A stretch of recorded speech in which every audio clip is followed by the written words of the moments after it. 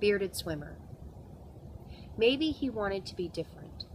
All the competitors, hairless fish, tiny goggles suctioned to their faces, flattened, indented chests, long bodies, speedy eels, all identical to trout fighting upstream to the undeniable.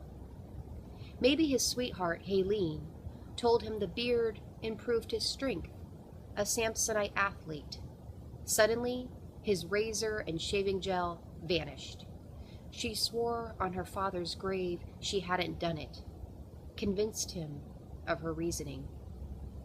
Or he had been swallowed by that great gray whale. Inside the hollow mouth he swam, from its teeth to its tongue, back and forth for years, a bold goldfish. And he now knew escape was unattainable.